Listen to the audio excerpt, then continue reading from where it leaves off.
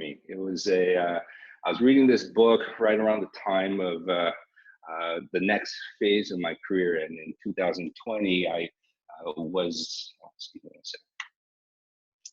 I was accepted into the University of Toronto grad proso program, so we'll start on that in September, assuming it's still running. But so that's my story. Anyway, let's start with the lecture. That's my email. If anybody wants to drop me an email, criticize my talk, ask me some questions, whatever. Love talking dentistry. So drop me a line. Okay, so we're going to talk about zero bone loss concept. So a little disclaimer here. I don't have any financial ties. I don't even know Dr. Linkevicius. I've never met him. I bought his book for like $200.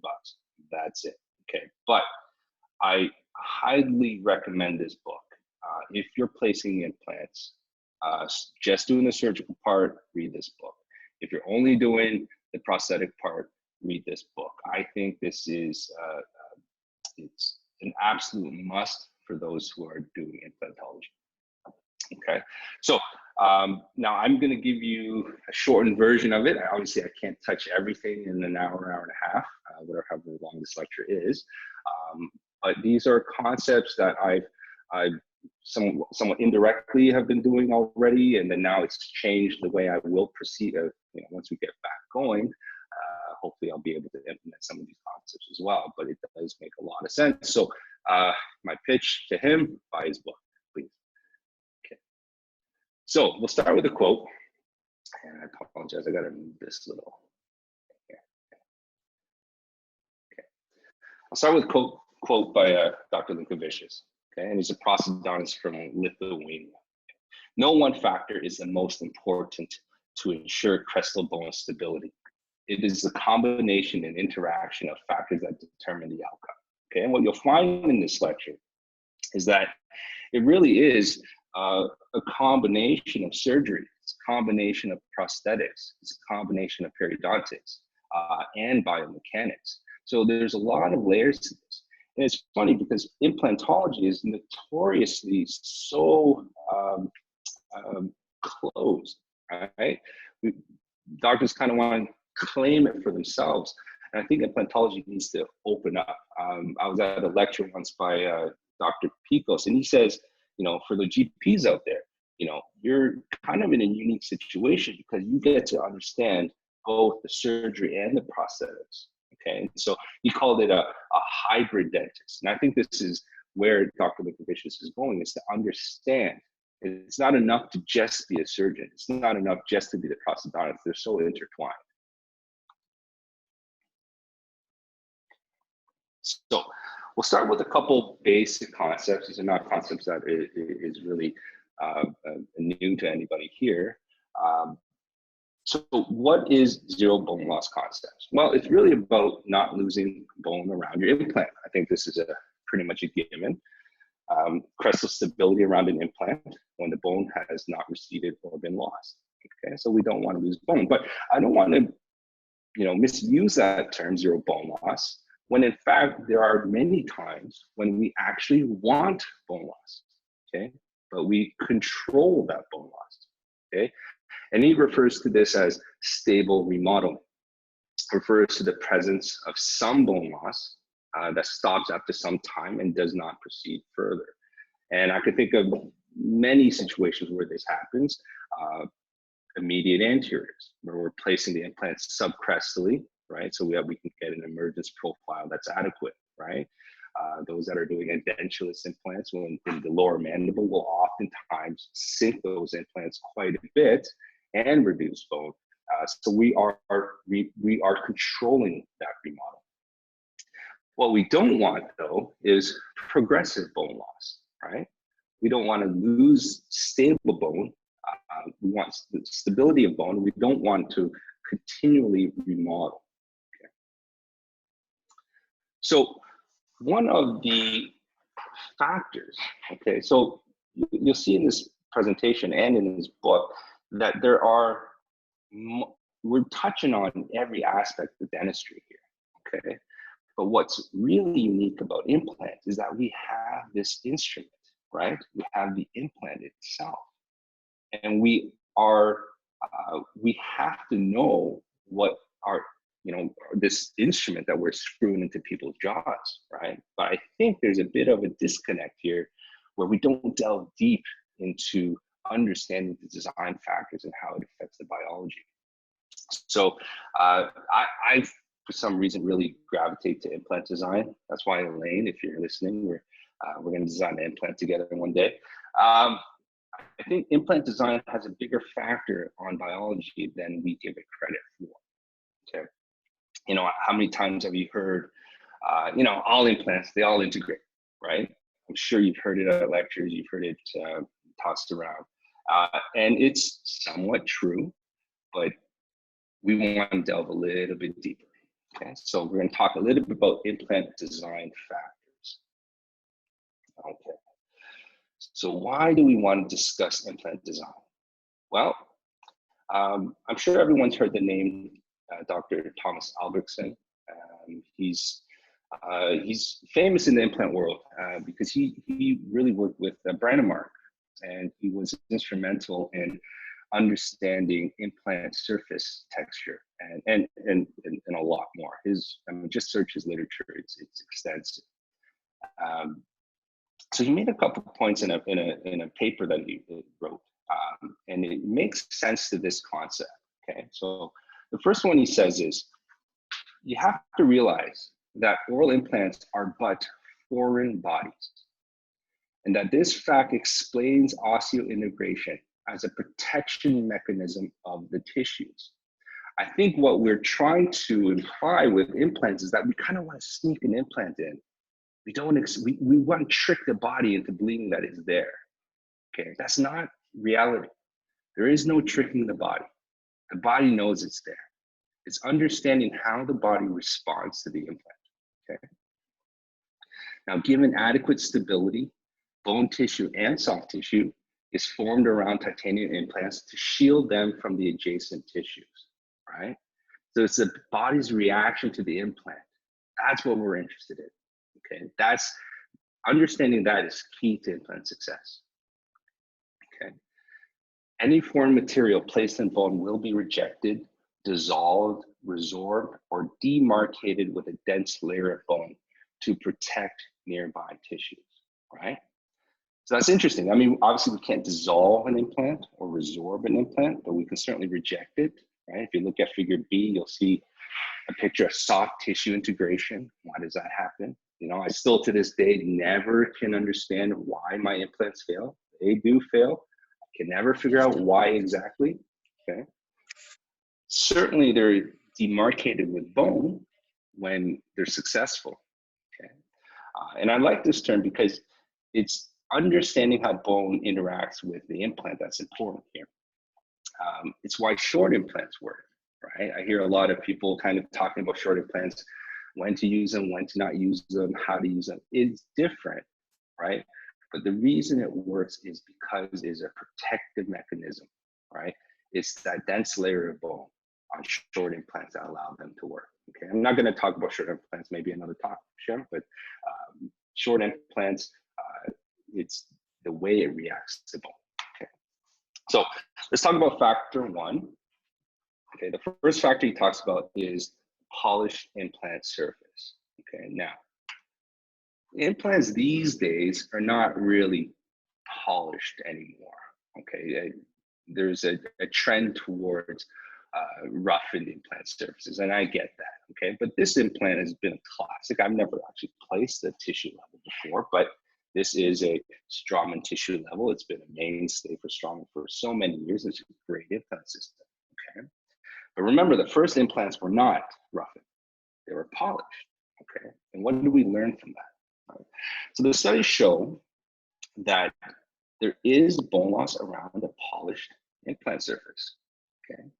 So why is that? Why does it resorb around machined implant surfaces? So they call that stress shielding. It's because, like short implants, bone likes stress.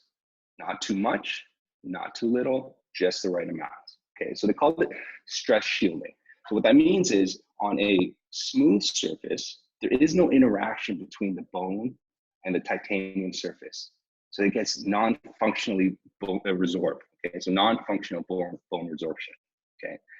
That's why classically, back in the day, those implants, the Brandenburg implants, would resorb to what? The first thread, right?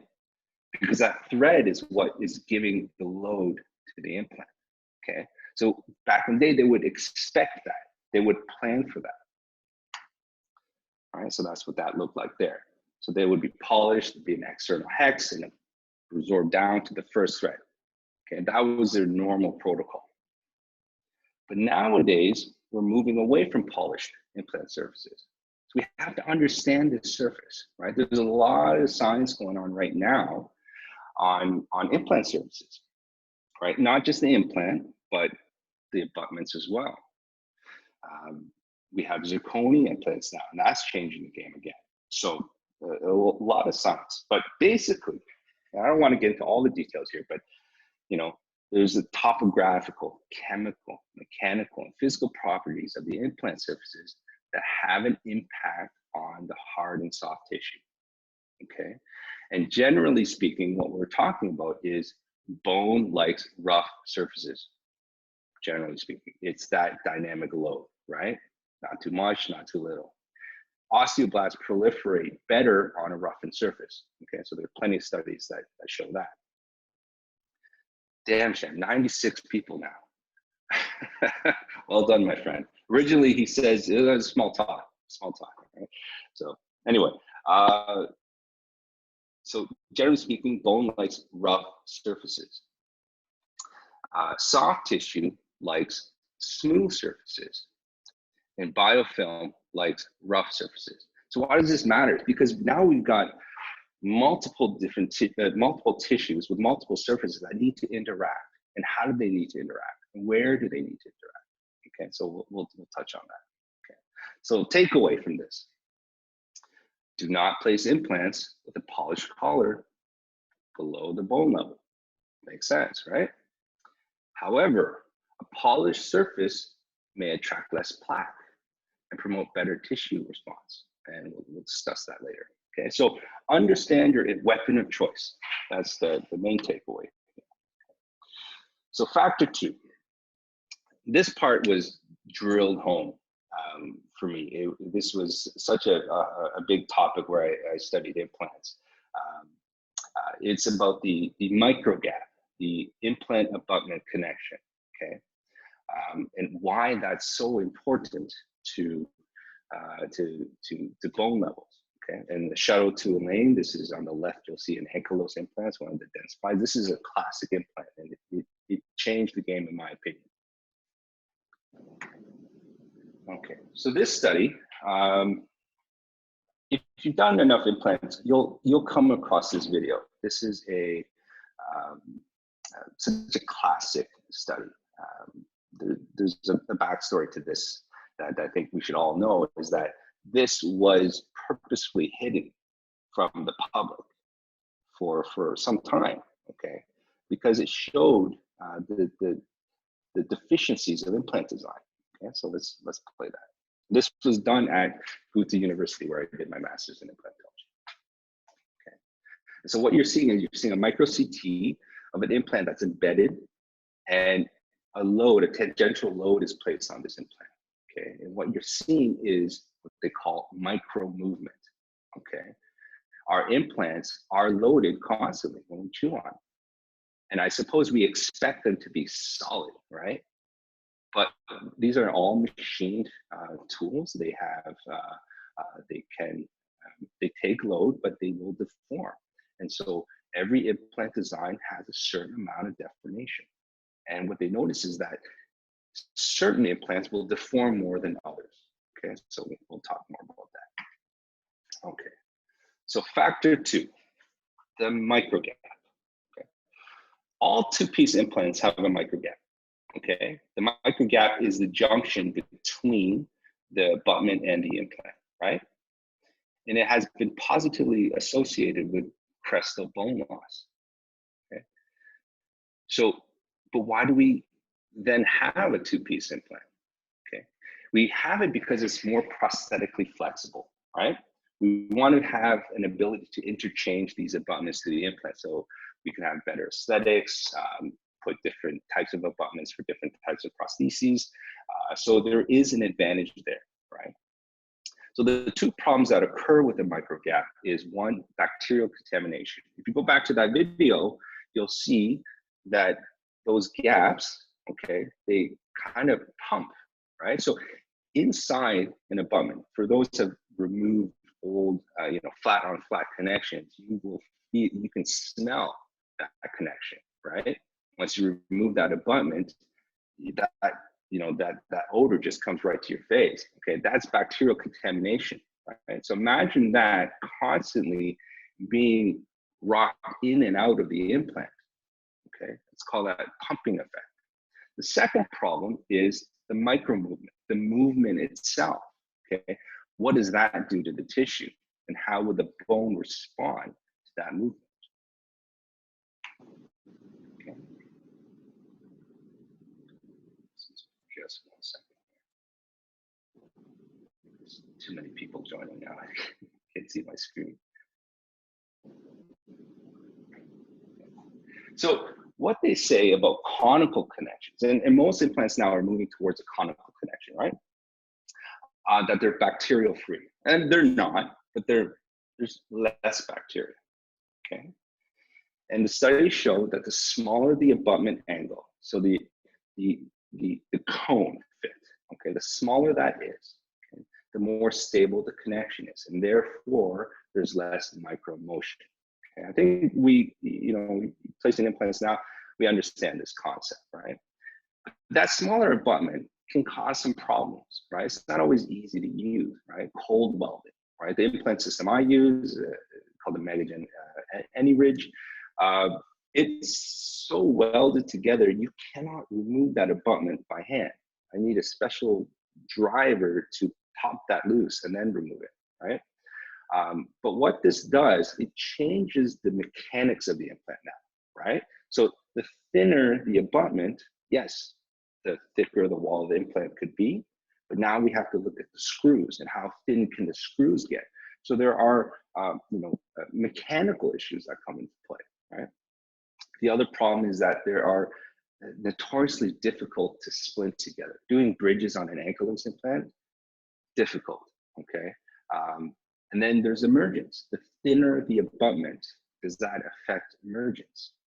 I put a question mark there because, I think a lot of people believe that the thinner the abutment, right, the less emergence you're gonna get, okay? But I can argue the thinner the abutment, the more tissue there is, okay? So we'll talk a little bit about that, okay?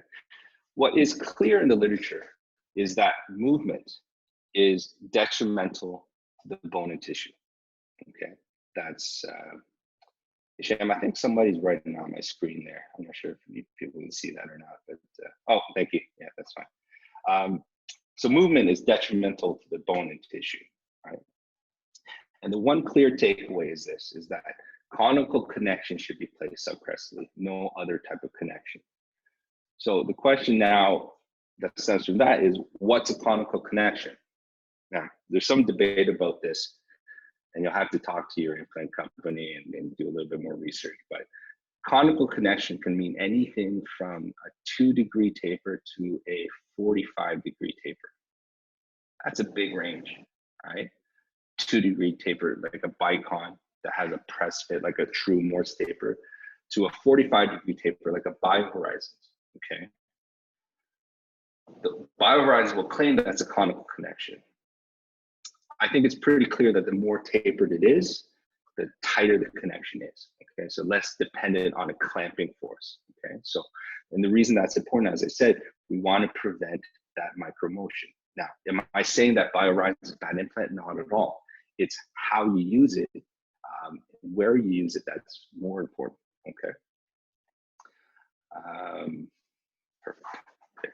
So one of the factors that comes naturally with a conical connection is a platform switch. That platform switch was actually kind of discovered accidentally. I think it was a 3i implant. They didn't have the right abutment size, And it kind of just, they put a narrower abutment, and they noticed that the bone stayed better, okay? Because what it does is a platform switch will move the microgap, so essentially where the bacteria is, away from the bone, right? Bone doesn't like movement, okay? The size of the step also matters. The larger the step, okay, the distance from the gap to the edge of the implant, their studies show that the bone holds up better there. It also allows more soft tissue to go over the implant platform. So that'll all be discussed here. Hisham, you were right. My headphones have already kind of died in power. So give me a moment. I'm going to just turn that off and then go into my laptop audio. Okay, so just bear with me here. Sorry about that, guys. No problem at all.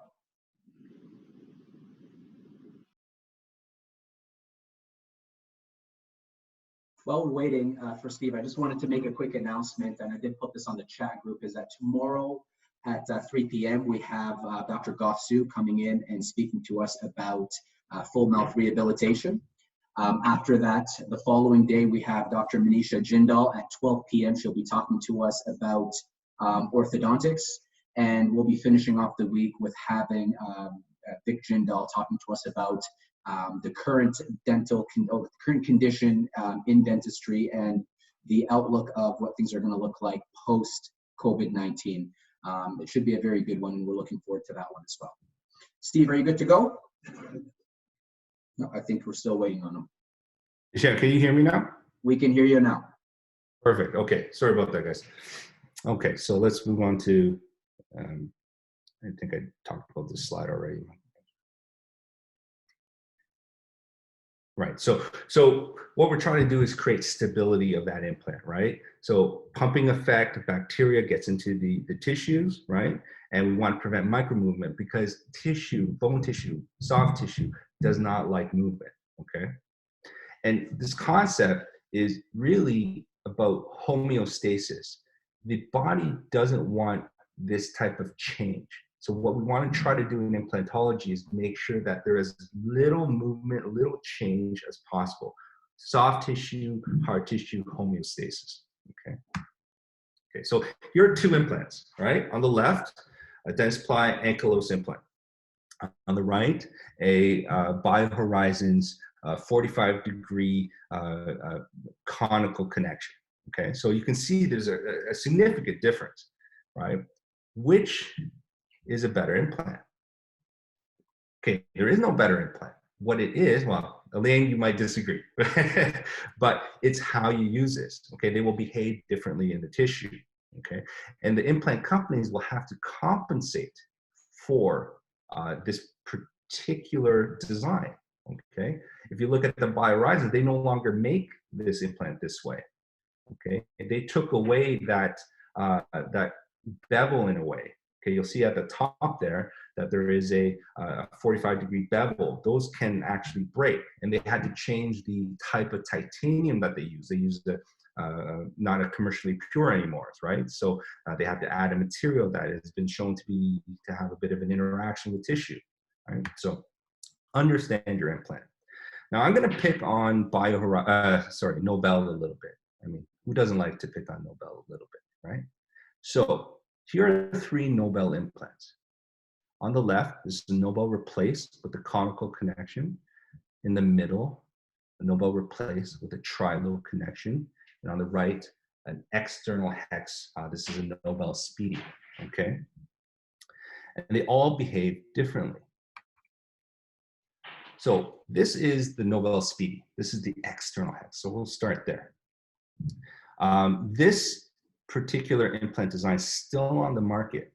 This was designed by Palomalo, specifically designed for his all-in-4 concept, okay? Now, I have a bit of a problem with this implant. I don't have a problem with the design. I mean, he put this out there so many years ago, and you know, I don't blame anybody for you know, advancement in science. But what you will notice is that the implant company will prey on us doctors a little bit, okay? Not all of them, not all of them, but some. So you have to understand the way that business works a little bit, right? So don't get fooled that every implant system is exactly the same. It is not. And so hopefully by going through some of this, you'll better appraise the implant system that you're using, okay? This external hex system, okay? So what do we know about that? Well, we know that this is a flat-on-flat connection, essentially, right? And based on that video, we know there's micromotion, right? And bone and soft tissue reorganize around micromotion and the micro gap. So where is the micro gap? Right on that flat connection. So let's take a look. So let's say we put a restoration in, okay, flat to flat connection. What's going to happen to that bone, right? It's going to resort, right? That crest of bone is not going to be happy around that connection, taking it in and out, in and out. The tissue is going to reorganize around that area, okay? Now, may still be a functional implant, no problem. We see bone loss all the time, but there is a distinct problem with this design, is that if that happens, we still have a surface to worry about, okay? Now this picture, lots of tissue, so no big deal. And we'll talk about tissue thickness later. But now we have an exposed implant surface. And that exposed implant surface is a bacterial haven, okay? This thionite surface has been, I mean, every implant system, it's rough, right? So plaque loves this type of surface. This is the Nobel Trilobe, okay? No longer on the market. Okay. What can we expect here, right? This is roughened all the way to the top. So this is essentially a crestal implant, right? Bone level implant. Implant goes in, what do we expect, right? Is the bone that's so close to that interface, is it gonna enjoy that environment? Unlikely. That's why, for those who've seen classic Nobel trilobes, you will see bone loss all the time, okay? You can expect it. So it'll reorganize. And again, this is a problem because now we have an exposed implant surface that bacteria like and that tissue doesn't like. So what I find interesting, you can see this in this is two of the same implants, okay? This is both Trilobe Nobel replace implants, okay? I don't think they make the one on the left anymore. I think they only make the one on the right, okay? Now, why do you suppose that is? Because I think they figured out that this is not a bone level implant, okay? So let's take a look. If we put it at the crest, what can we expect? Well, this is polished now, right? So we know bone doesn't like polished implant surfaces, and there's a micro gap right at the bone level. So we can expect that type of bone loss. But not a big a deal because now the implant surface is no longer rough where it matters, okay? So in reality, this implant should be a soft tissue level implant, okay? And that should be delivered there. So that the micro gap, right, and that connection is in the tissue, because the tissue is gonna not necessarily enjoy it more, but will behave better around tissue than bone, for sure, okay? So then we move to a conical connection, right? And we said that a conical connection has a more, it gives less micromotion, so it's more stable. It also brings that connection away from the bone, so the bone is no longer disturbed by it as much, okay? And now the tissue can reorganize around the implant and give a thicker volume around there. That's the benefit of the platform switching, okay? So there's a big benefit in a conical connection. And a conical connection should be, is the only type of implant that should replace subcrestal, okay? And again, the surface is now away from the oral environment. Okay. So now take those concepts, take those mechanical concepts of your particular implant design, okay? And now let's throw that into this next concept, the vertical soft tissue thickness. And I'll be honest with you guys, and you guys be honest too. How many people here check vertical soft tissue thickness?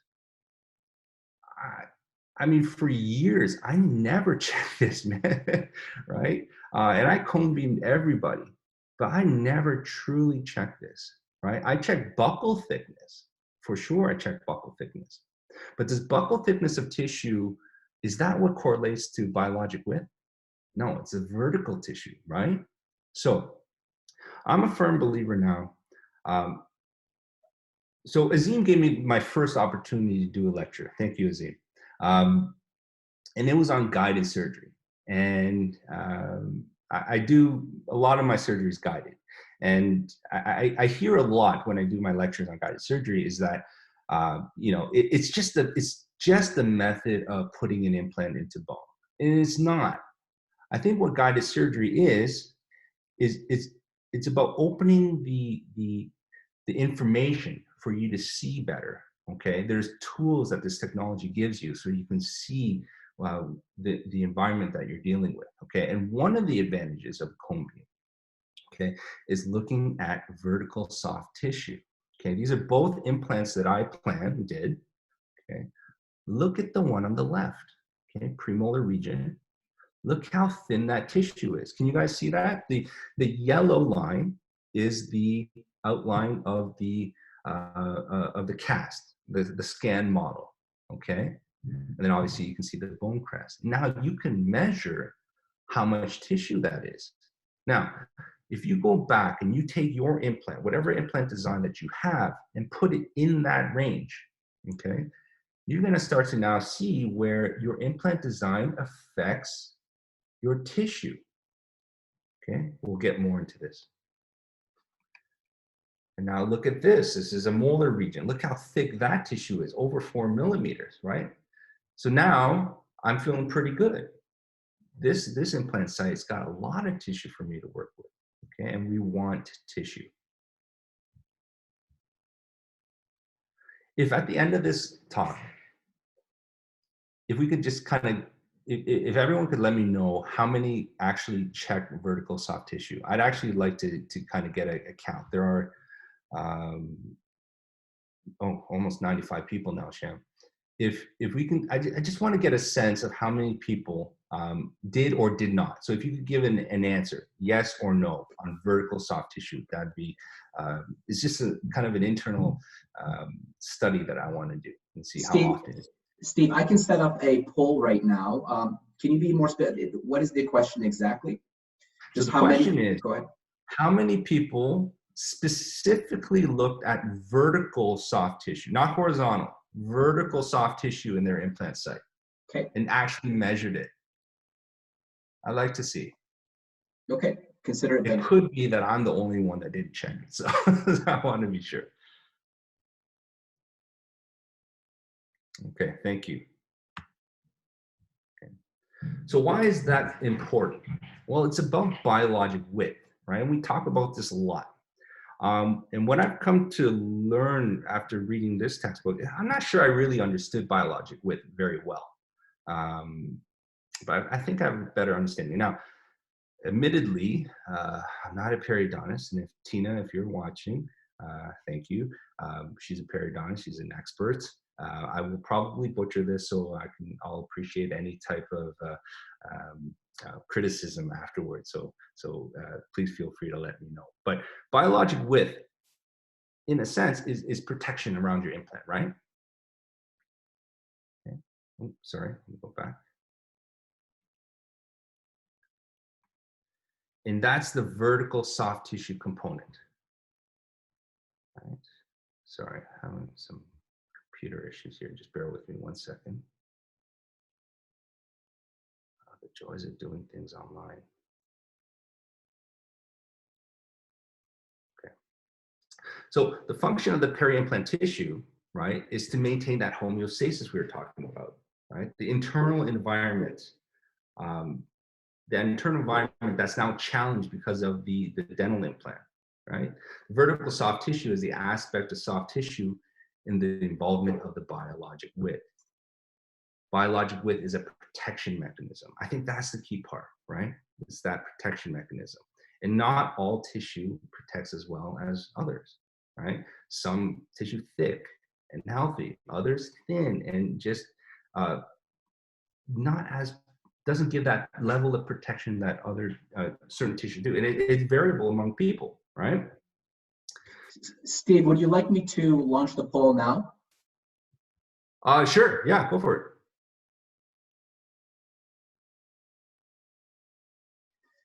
Alrighty, so you can continue and I'll just let you know when we have a final tally. So just either answer yes or no. And the question asks, do you specifically look at soft tissue and measure the tissue height when planning for implant placement? The problem, Shem, it's on the middle of my screen now. Can't. Is it out of the way now or no? Still in the middle? Still in the middle, yeah. Okay, so you can actually drag it out of the way, Steve. Okay. Or you can even minimize it if you'd like. Oh, that's good now. Okay. So let's talk a little bit about the vertical soft tissue, okay, biologic width and what it is. It's so important to understand, okay? So there's two basic types of tissue, okay? And without going too much into detail, and I'm certainly not the person to do so, but we're looking at the epithelial attachment and the connective tissue attachment, okay?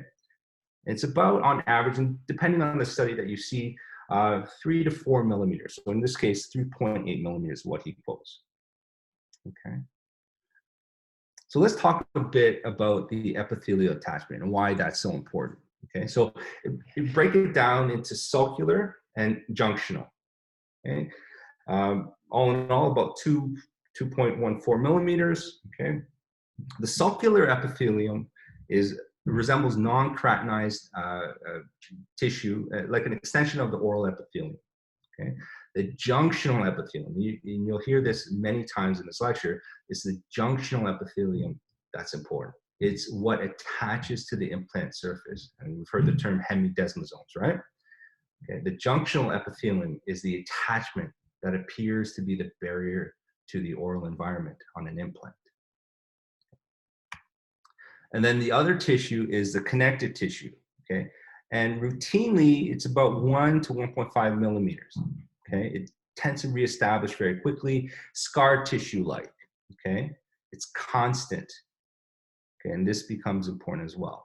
It runs kind of parallel to the implant or the abutment surface, and it doesn't really attach that well, okay? So a lot of people in implant companies will promote this sort of connective tissue attachment, when in fact, it really doesn't attach that much at all. It's more like it's like a physical barrier. It's kind of just sits there. Okay. So here's a picture from one of his articles, okay, where he's measuring this, right? Gotta admit, I never did that, right? Really important. Okay. So what he says is when there's a minimum amount of vertical soft tissue, right, and the biological width is insufficient, bone resorption will occur, okay? So that will get a sufficient amount of soft tissue attachment, right? Remember, it's the junctional epithelium that's the barrier, so we need that, right? And now if we tie in some of the mechanical concepts where we look at implant design, platform shifting now allows for more vertical soft tissue, right? And horizontal, by the way, right? So what he says is that 3 to 4 millimeters is adequate vertical tissue height, okay? Less than 3, you'll get vertical tissue, bone tissue loss. Okay, so let's look at that in this diagram, okay? So implants in, you got 4 millimeters of tissue, bingo, we're happy, okay? That biological width. Now, I should make a point. There is no biologic width until the implant is exposed, okay? That's why you'll get, you know, if you've ever done an implant in the posterior mandible, you'll see this a lot. You'll see really, really thin tissue, right?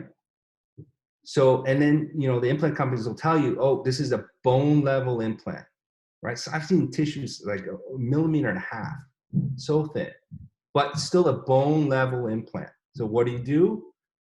Molar, crestal, put that 1 millimeter tissue. It's still keratinized though, right? So it looks like it's good tissue, still keratinized tissue. So you put that back, and then bingo, bone loss. Where else you'll see that? If for those that do locators, okay, edentulous implants, posterior mandible again, man, you put a denture on top of that, that tissue will resorb that bone so fast. So be cognizant of the height of tissue that you have. Okay. So the crestal bone loss, you gotta bear with me. I'm having computer issues here, man. Sorry. Sorry about that. Give me just 2 seconds. Okay. So with 4 millimeters, we're good, right? Biologic width, 4 millimeters. So how do we get crestal bone loss, right? Take a look if we have 2 millimeters of bone, right? There's two things that come into play here, and it's impacted by your implant design, right? One is the plaque theory. Okay, one, there's plaque and there's bacteria that's coming from your implant connection, right? The other is how much resistance of plaque is there to the implant surface, right? Now, in this case, if you had an implant that was placed in an area where there's 2 millimeters of bone, right? What will happen? It's going to resorb to establish what? Biologic width. Right? And it should be note that the studies show that you'll get 1 to 1.5 millimeters of connective tissue anyway, right? So it seems to me that there's the difference will be in the epithelium, right? That's where you get the hemidesmosomal attachments, right? But the problem is if you have thin tissue to begin with, all right, and the biologic width reestablishes at 3 to 4 millimeters, now where's your implant connection? If you look at the figure, it'll kind of be hovering in and around where the junctional epithelium is, right? So now your microgap interface, okay, your micromotion could potentially be in and around the epithelium where you need the hemidesmosomal attachments. And if you keep on taking it in and out, right, your abutment to your implant, what are you doing to that attachment, okay?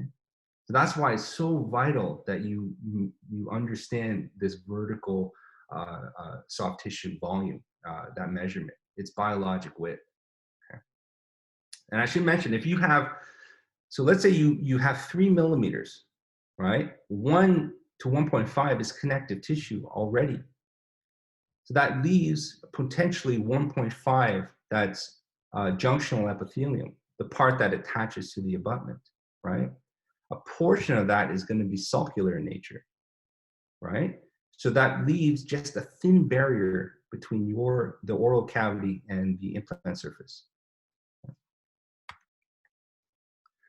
So what's the solution? The solution is to increase that vertical soft tissue, right? So he talks about 4 methods. The first one being alveoloplasty, second, subcrestal implant placement, third being 10-pole technique, and the fourth being soft tissue augmentation.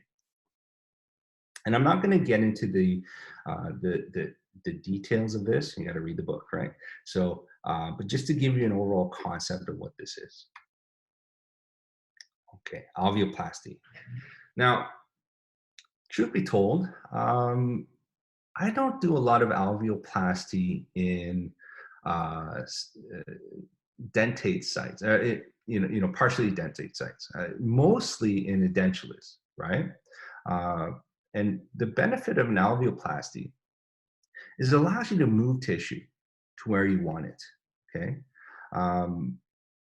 And so this is not a perfect representation, but the idea is put the thick tissue where you want it to be. It also allows you to place those implants subcrestally. See, in my mind, what I'm always thinking is, what's my implant going to look like after things remodel?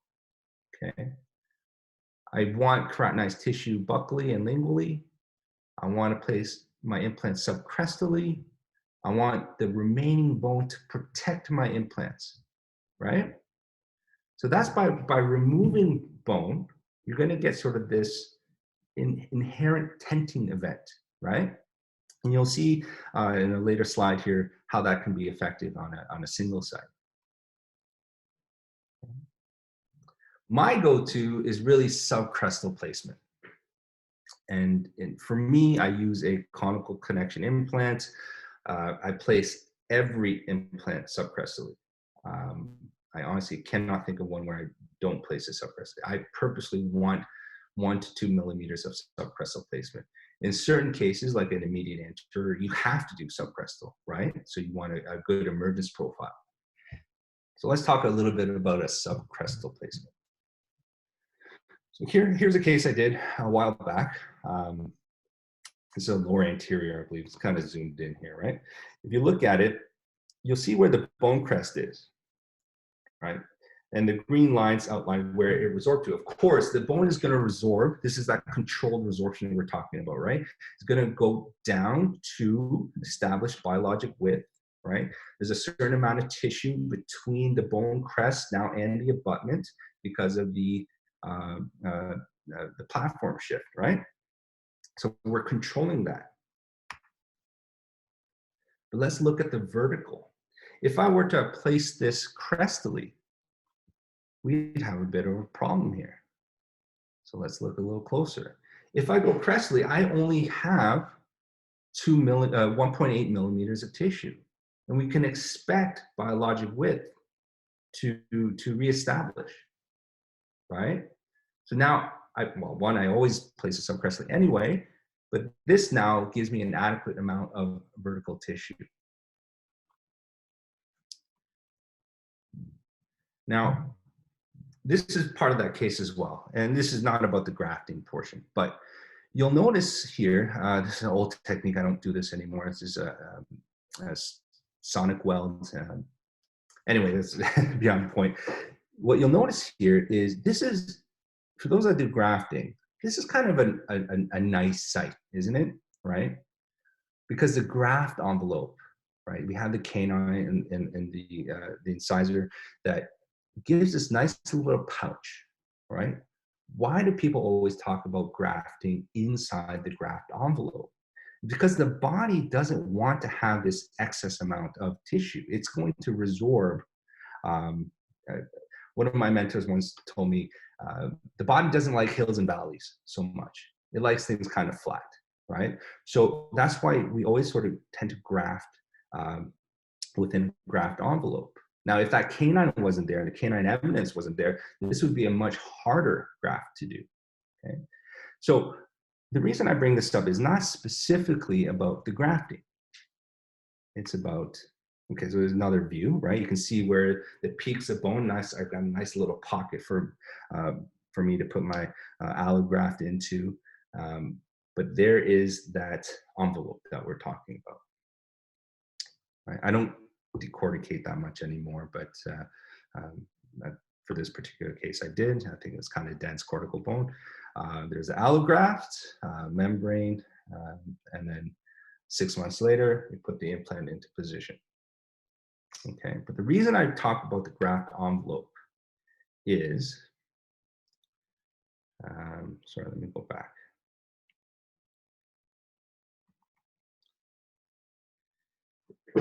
It's because of the interproximal peaks. Oftentimes, when we talk about graft envelope or bony envelopes, we're talking from a buccal dimension, right? But what about a vertical dimension? We have interproximal bone. That interproximal bone acts like a hammock poles, right? So that the tissue does not naturally want to be apical. It wants to be more coronal because of the adjacent peaks. Does that make sense? right? So we're driving the biology, or the biology is helping us in these types of situations. That's why we can place this subcrestally, right? Because the tissue now will act like a hammock next to the adjacent teeth. Implants in.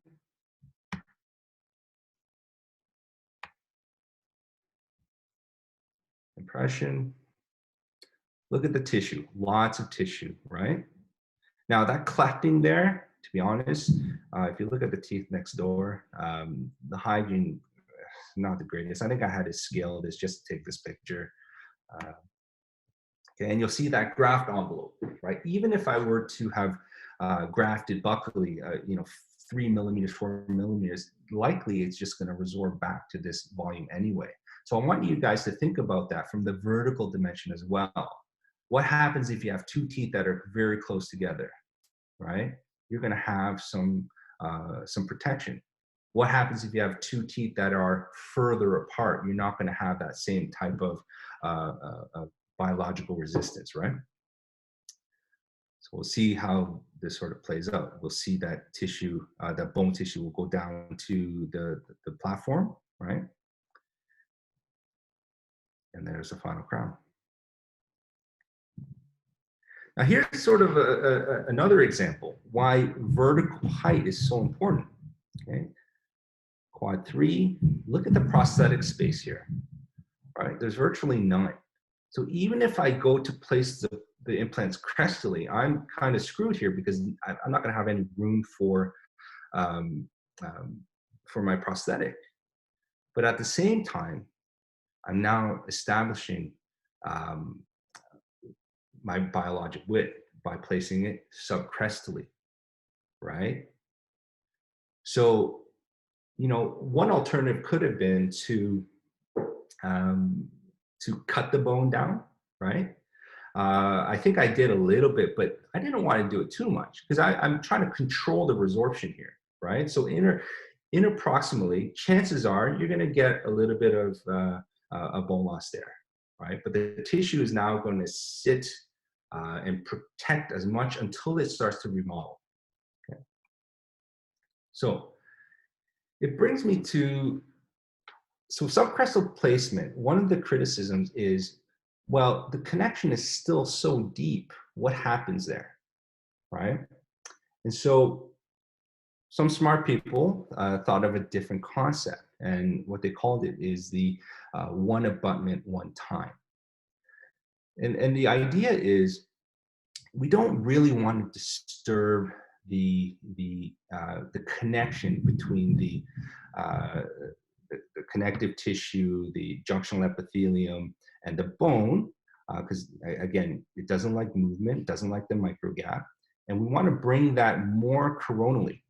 And so there are different concepts here, but essentially it's like a multi-unit abutment, right?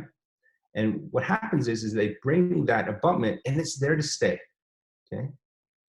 Essentially though, what this is the soft, a tissue level implant now, right? So there are some studies that show that a disconnection can influence the stability of the biologic width, and that makes sense. I think the evidence is still, it's not concrete. So take that with a grain of salt. I do believe there is some merit to it. I think the thicker your tissue is, the less likely it's going to be susceptible to a negative effect to the bone based on these disconnection connection events. Okay. And there's other techniques as well. One of them is called the umbrella technique, and maybe some of you have heard of this. Okay. And the whole idea here is to maintain that vertical tissue, right? And I know some of you are probably thinking, well, what about the emergence? Doesn't that affect it? And I think that it does to some degree. These concepts, though, you kind of need to place the implant deep enough. And this is where implant position is so important to emergence. And we'll talk a little bit more about that. Okay, so you can see here, though, that the thinner the abutment, the more tissue there is vertically, right? Okay. So we'll move on to the next technique. He calls it the tent pole technique, where I do this most often. I have to admit, I don't do this a lot on single sites or double sites. I'll do this a lot on edentulous sites, where I'm doing especially locators, right? So that case I showed you earlier, if I have 4 locators, loading them, what is denture going to do? A denture to absorb that bone, guaranteed.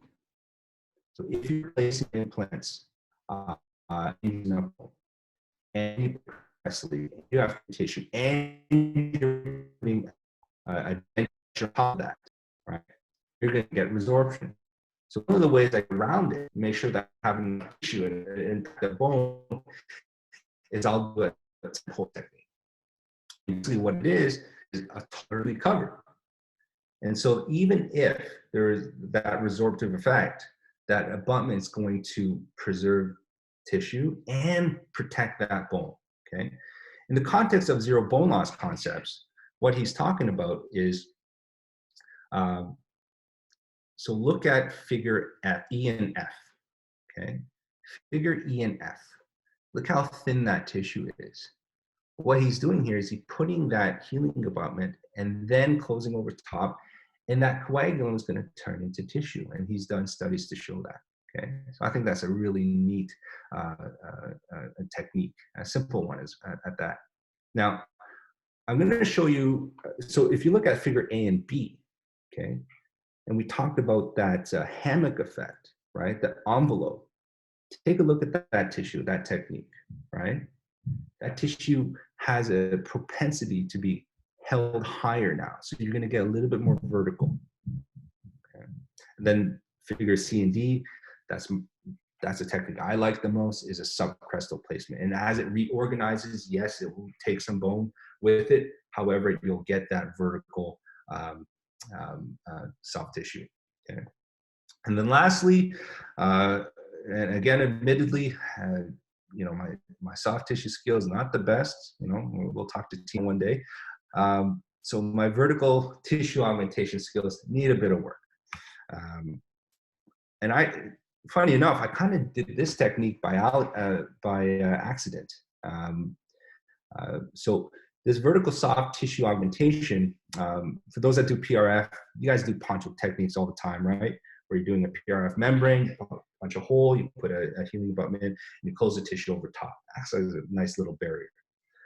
But one day, I did that with mucograft because I didn't have PRF for whatever reason, or collagen membranes, and I just had mucograft, which is a porcine collagen membrane, and close over top, and got a decent result, and have been doing that for some time, and then didn't realize that this is somewhat what his technique is. Now, not exactly, but you do notice that that tissue does look a little bit better, okay?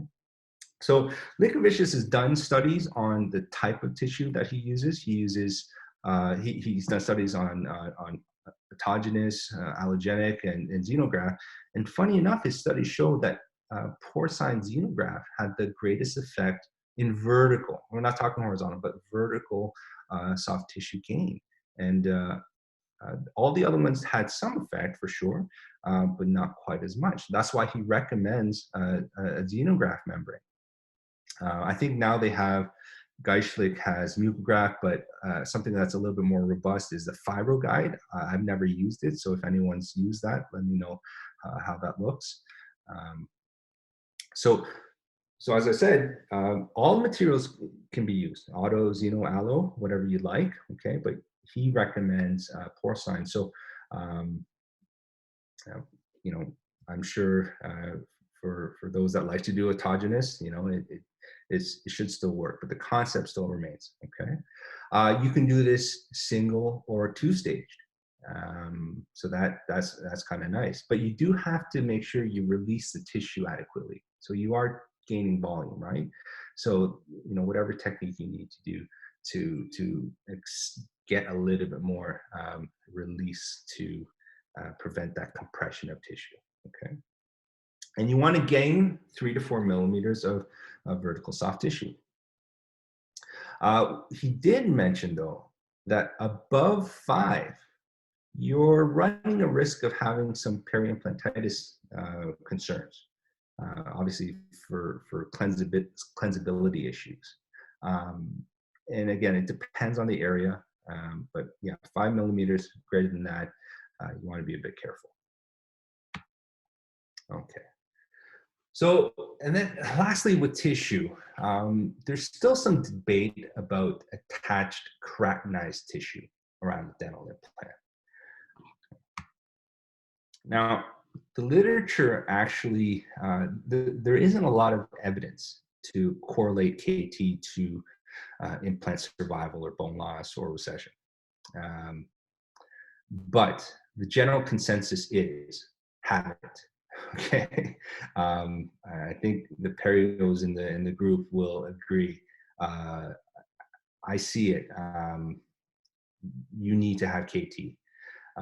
It's the mobility of the tissue. It does accumulate plaque. It really does. And so make sure you have in your repertoire or a good periodontist to be able to get that KT. In the book, he recommends having 2 millimeters of KT, both buccally and lingually. I kind of disagree with that, just my personal opinion. I think 4 is better. 2 millimeters maybe minimum if they don't want to have the KT graft. But the risk is this, is that if you remodel a little bit, you're already short. And some of that is sulcular. You have vertical sulcular tissue. And so it doesn't really leave you a lot of KT around an implant per se. So I personally think 4 is better. Maybe Tina could, or other perios in the group could comment on that. But the literature is not set on that. Now, the reason I bring this this little diagram up is in this particular situation, it's not the best available evidence, right? But sometimes you have to depend on clinical expertise, not mine, but the people that are writing these textbooks and really the key opinion leaders in implantology. And that's how evidence-based dentistry is run, right? So for all those Facebook people, sometimes you get inundated with topics, and some of it seems crazy, but take it with a grain of salt. But to practice evidence-based dentistry, you really need all 3 of these things to do it. Okay. Okay, so that's sort of the part 1, and I think we're an hour in. Hope everyone's still doing okay. And we'll move to sort of the second half. Steve, Tina just commented. She said, fantastic lecture. Yes, in agreement with you all the way. 2 millimeters is the minimum. 3 to 4 is my preference. Perfect. Oh, good. Yeah, it's one thing to lecture in front of people who are, traditionally I lecture in front of people who never even placed implants. So I can get away with a lot of things, right? But when you have, oral surgeons and periodontists and whatnot, you get a little anxious about that. People, and I don't mind. Call me out on whatever I say. That's okay with me. So anyway, let's move forward. This is sort of, the first part was sort of the mechanics and the surgical parts. The next part is more the prosthetic parts. And I really like this quote.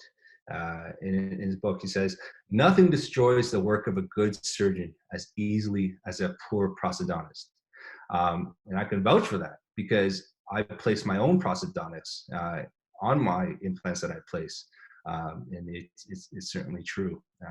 As they say, implantology is a prosthetically driven profession, right, with a surgical component. Okay, so let's talk about prosthetic factors, right? Of course, cement or screw retain, does that have an effect on zero bone loss, right? Emergence profile, for sure. Okay? And then here's a topic that really I never really gave much thought about. Subgingival implant restorative material, right? That matters. and supragingival implant restorative material. Now, I'm not going to talk too much about that because it's more lab-related stuff. So the first three we'll kind of get into. So back in the day, yeah, I used to cement crowns. I'm sure many of you have, right? But there's clearly a problem with cementing. The residual cement is a risk factor that I'm sure many of you have seen for peri-implant mucositis and peri-implantitis. Absolutely, right? And they've done studies on this, and Linkevicius has done studies on this, right? The only reliable method to completely removing cement is to use a custom abutment that's supragingival. Okay? I started out using stock abutments. Maybe some people still do, okay? But clearly stock abutments, there's a problem. It's kind of a one-size-fits-all phenomenon, right? If you look at a stock abutment, typically they were, I remember BioHorizon used to kind of give you an abutment that was their implant jar, 3-in-1 abutment, I think it was called, right? So I think you could cement those on if you so choose. But the problem with these stock abutments, it's not necessarily compatible with every situation, right? There's undercuts. The cement margin is so low, you can't see, right? And the problem with the cement margin being so close to the implant connection is that the connective tissue that runs parallel there is not really that resistant to pressure. That's why you'll see some, and I got an X-ray a few slides from now, where it seems like they've pushed cement down like 3 threads, it seems like, right? How does it do that? It's because this connective tissue, it's not the connection part, okay? And we discussed earlier, it's the epithelium, right? It's those hemidesmosomes that are really that important. But now you've got your cement margin right along in that protective area, right? So you're not getting that seal. Whereas a custom abutment that you see on the left here, right? Now you can see it. And there's techniques that you can do to minimize the cement, right? So here's one using a rubber dam. And of course, these are both of the, there's 2 techniques I'm going to show you. They're meant for still custom abutments at relatively equicrestal or supracrestal, okay? This is not, first of all, you're not going to get that rubber dam when it's so deep into the socket, okay? Not the socket, to the crest of the bone. You're going to end up trapping rubber dam, and it's going to be a nightmare to remove. Okay, so it's still meant for equidistance, or maybe slightly in the sulcular tissue. Nothing lower than that. Okay. Okay. Another technique is cord. Okay, but the problem with this is still there's still an undercut, right? But sometimes these techniques do work. Now he does mention that it's better. But doing this technique subgingivally you still can run into problems. Okay, and then there's a famous technique. I believe Dr. Wadhwani invented this, but there's other groups that have shown me this as well, where they make a custom prosthetic a cementation jig, right? So what they do is they take the crown and they line it with Teflon, right? And they put a PVS in it. Okay, and then now they have a copy, right? And then take their crown, they cement it extraorally, remove the cement, okay, and then put it back intraorally in the mouth, okay? But Linkevicius' research shows that there's a big problem with this technique. Is that one, typically they recommend using a temp cement. And coupled with the fact that by thinning it out so much, they often found that the discrepancy would be inadequately cemented. So the retention was quite insufficient, right? So I think there's better ways to doing this now. Okay, so insufficient cement volume and inadequate retention. And they studied all this stuff. So take a look at this x-ray, right? Do we still want to cement? Look how low, this is again a Strawman tissue level, right? Where we can expect that where that bone loss is going to be, right? And they cemented, like that's a tough area to clean. So it's virtually impossible to cement that, okay?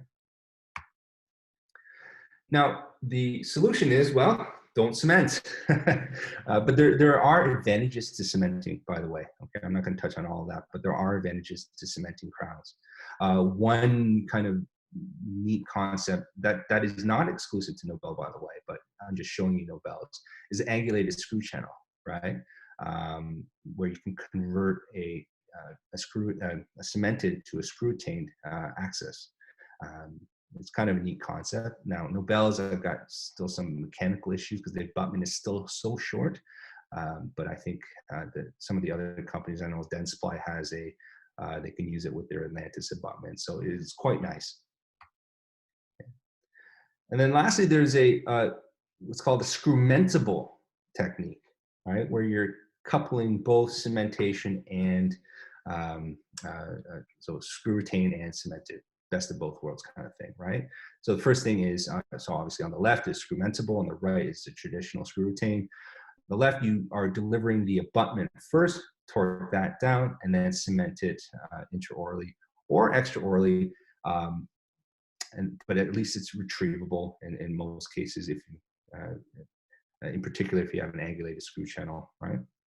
It's bringing the margin of the restoration of the cement line higher, more coronal. Okay. So let's go over a case. Where screwmentable technique is really powerful is for bridges when you're fixing two implants together, okay? Because again, if you go back to the ankylosing implants, those implant abutments are so steep, right, and so deep. If your implant angle is off even a little bit, you're not seeing that sucker back down, right? So how do you cement there? And when you go to cement a bridge, how easy is that to clean, right? It's stressful. It's like a race. You know, you're on a timer now, right? So a screwmentable technique here is very powerful, and I highly recommend that you learn this technique in these situations. Okay, so here's a case that I did. In this particular situation, two implants. These are open tray, engaging impression copings, and there's a reason why I do this. Okay? And it looks like that. And I splint them. There's some floss and some resin. There's plenty of, you can use composite, you can use a pattern resin, lots of different ways to do this. But I purposely will use hex here because I want to know if I can draw this out, okay?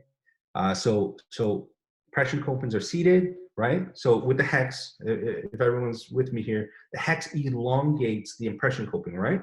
So that's why they call it engaging.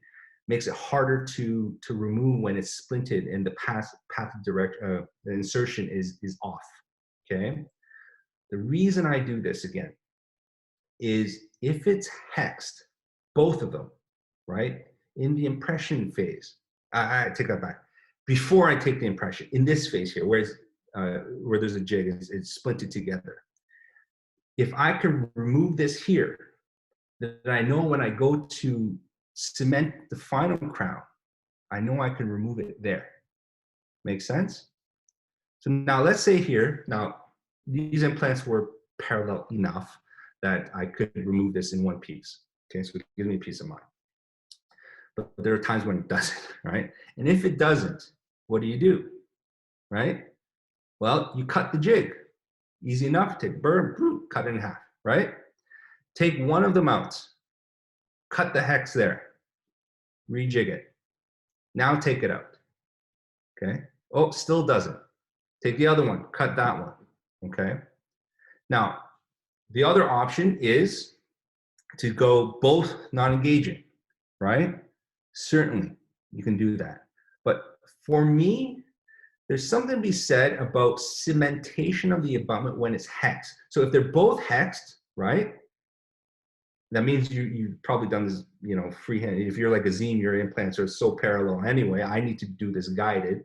There's something to be said about a hexed abutment being in the right orientation, right? So if you can draw it from a hexed abutment, it's kind of nice, okay? But the hex has nothing to do with the retention of the implant, okay? It's the conical connection that does. Okay, and why do I need that in this particular case? Well, it's, for me, this is more about not cementation per se, but it's about shade, right? In the anterior zone, you know, so there are the two implants healing nicely. Tissue looks good. Okay.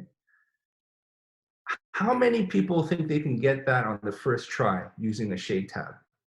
Probably impossible, right?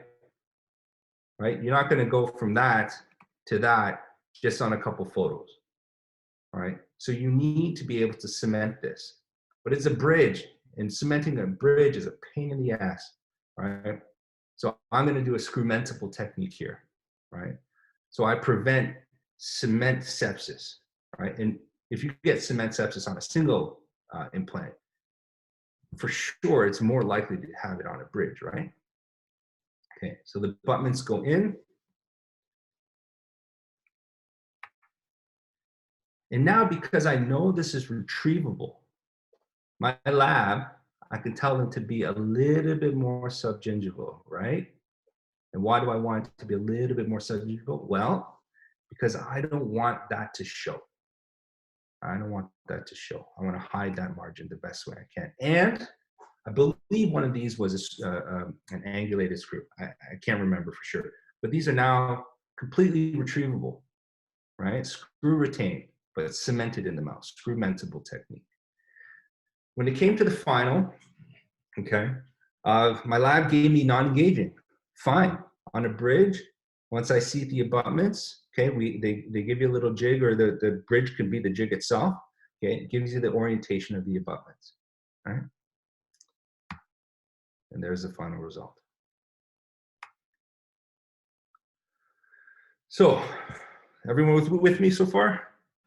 Hope everyone's okay. I'm just going to grab a little drink. Okay. So let's talk a little bit about how the emergence profile affects bone loss. Okay. Some literature suggests 25 degrees should not be exceeded. I don't necessarily believe that, to be honest with you. I think it depends on the location. But there is one disturbing trend that I've seen in some time, and Linkovic mentions it as well. Really wide tie bases with very short gingival heights. Okay, I'm not a big tie base user. I have more custom abutments, but this is a problem. And I don't blame doctors here.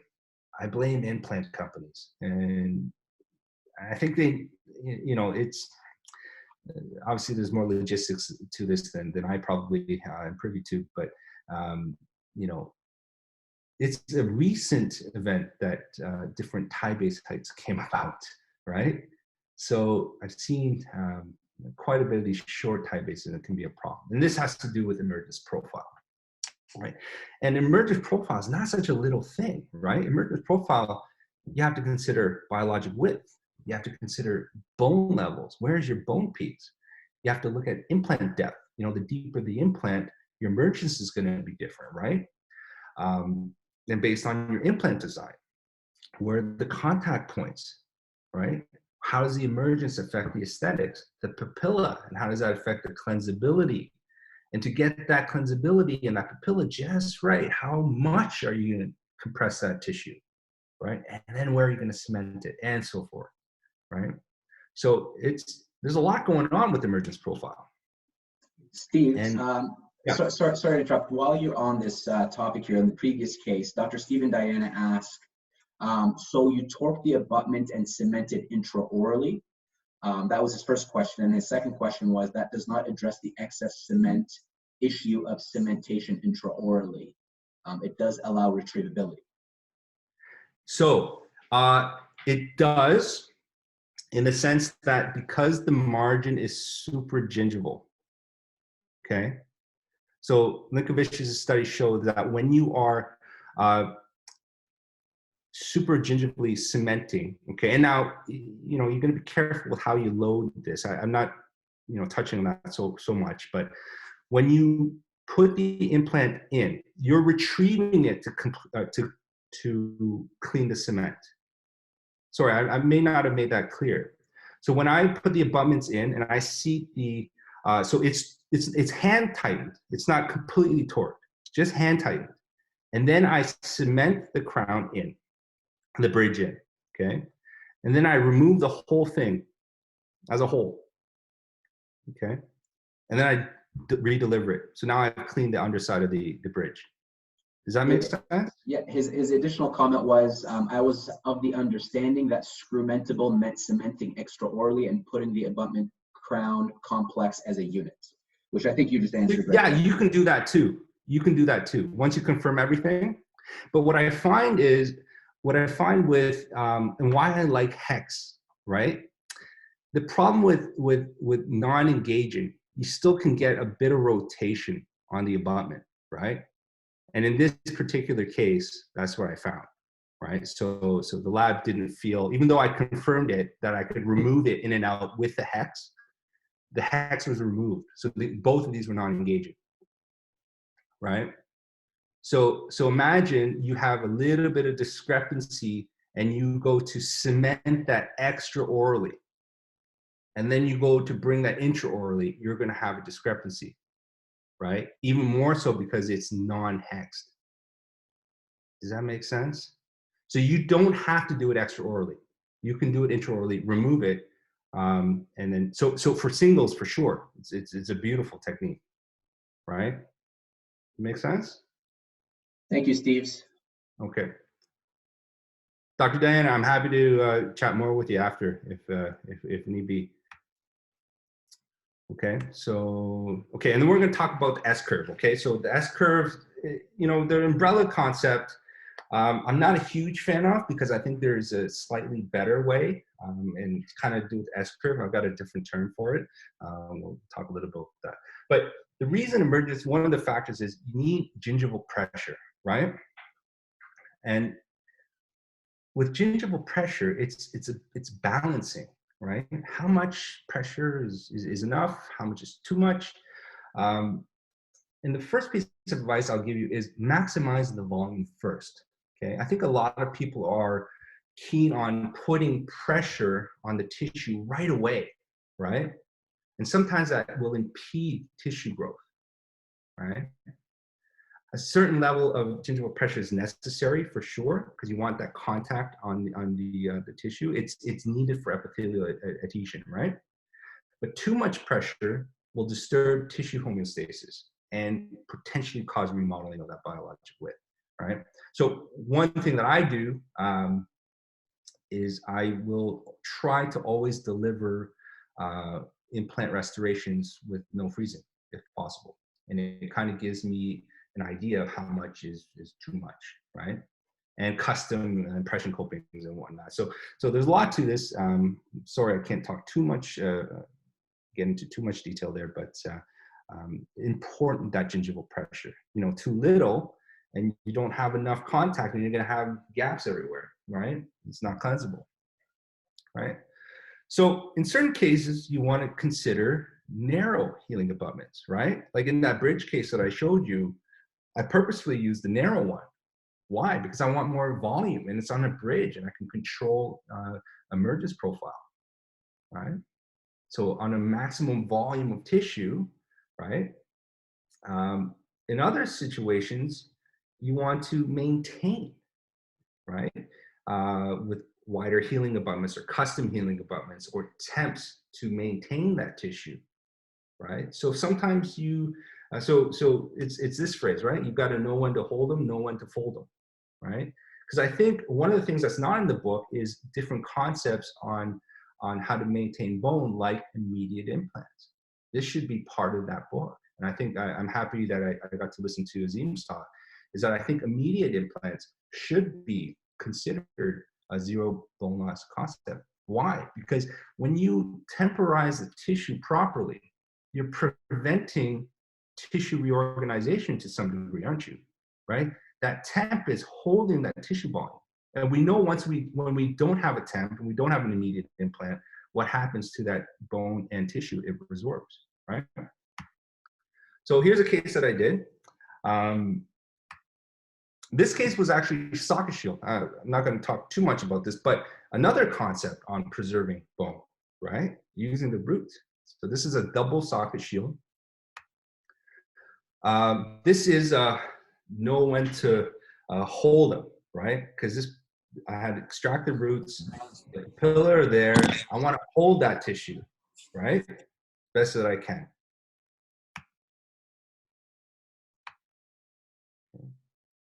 Now, don't look too close to the socket shield.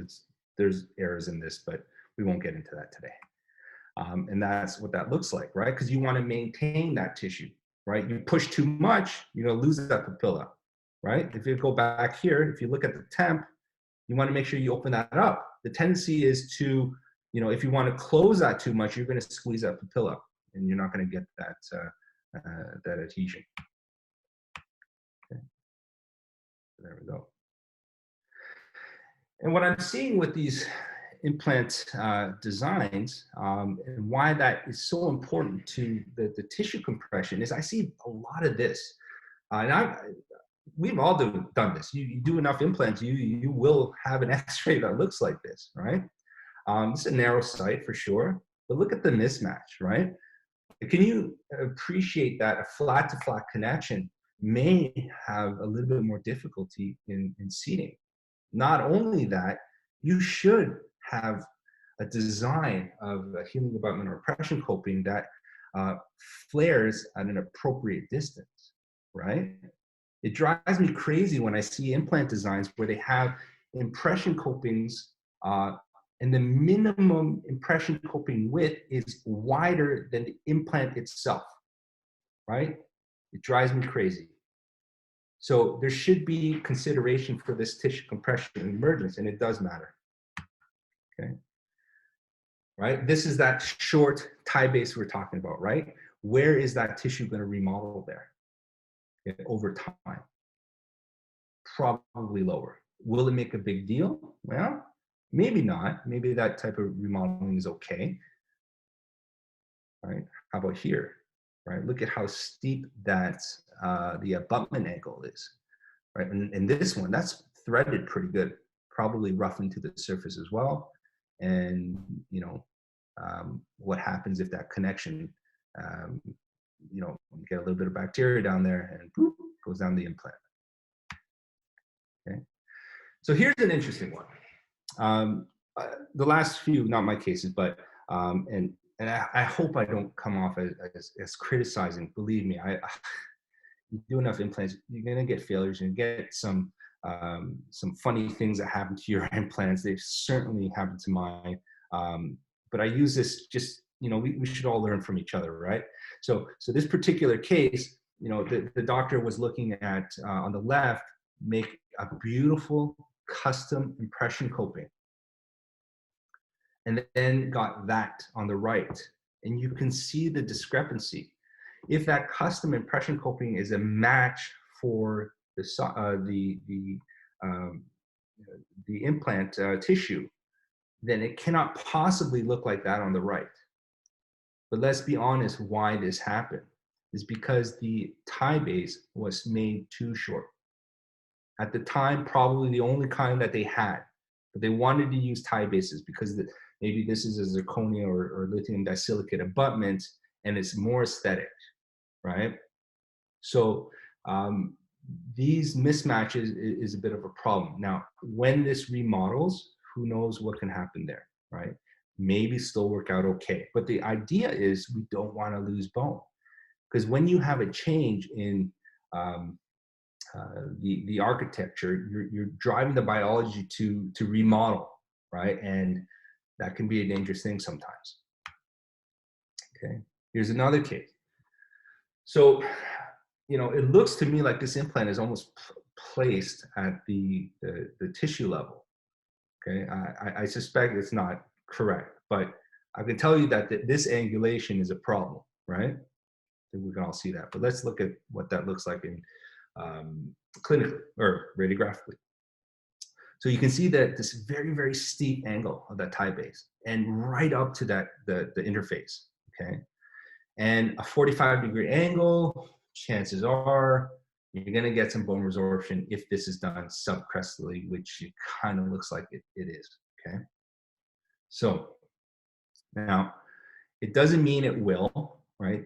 The connection may still be strong enough, okay? But you know, I don't know too much about biohorizons, to be honest with you.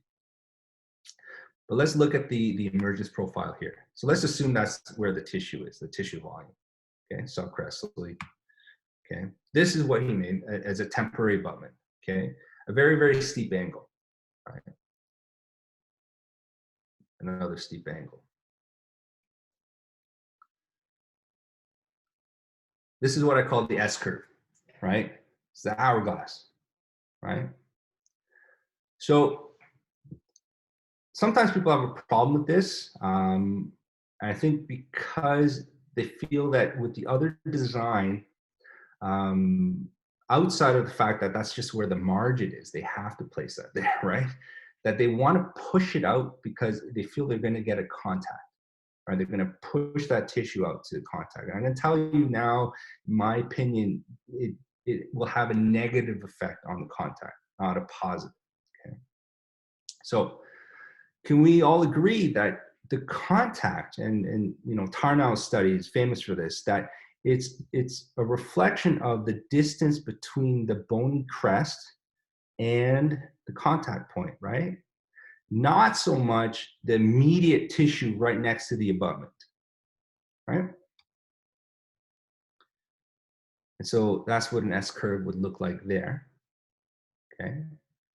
And we're preserving where that red star is, we're preserving that biologic width as well, giving that implant as much tissue as we possibly can. And the question is will it still affect the interproximal tissue? Because we still want papilla if possible, right? Well, let's look at this next slide, right? This is what I call cutting the corner, okay? That first millimeter to 2 millimeters should, in my opinion, almost always be straight on if your implant is deep enough. And again, not all implants are made to be subcrestal, but you know, be cognizant of how deep you place your implants, right? So I like it straight. Why? Because we want to maximize as much tissue, if it's there, tissue around that implant, right? And then what I do, or my lab naturally does, is they cut that corner. And that's where that compression of tissue is. And we still maintain the biologic width, okay? But are we compressing enough? That's the question, right? Well, let's compare the two. If we look at both of those designs, okay? Yes, granted, the other one is compressing more, but what happens if that remodels, okay? Are we in fact going to compress more or compress less? I think less. And it surely, I think, in this particular case, will remodel in that position. Okay, so in fact, less tissue and more of a dip between the implant margin or the connection and the adjacent crest. But the contact point is really, or the papilla is more about that distance again, right? And if you look at where the white and red lines intersect, I can comfortably get that intersecting point to be quite similar. In fact, I probably could even tease it a little bit more. So in my opinion, no need to cut, to push out so drastically at the junction. Push it out gradually, okay? So the S-curve, right? In this particular case, you're better off changing the crown, right? Get that contact point lower. Steve, Azim has a question. His question is, what are your thoughts about the VPI cervical kit and shaping the tissues excessively versus standard healing abutments 5 to 7 millimeters wide? And he also says solid presentation too. Oh, thanks, brother. So I have the VPI kit. and I've used it. I have two concerns with it. It just, in my opinion, it's kind of difficult to control height, right? So it's very easy for me to seal the socket, if you will, right? It's the curvature that's most important, right? And what I find with that particular kit, yes, it does have an emergence profile, but it doesn't control height. So I wish it would give a little bit more options. The other part is, and again, this is more my problem and not knowing enough about it.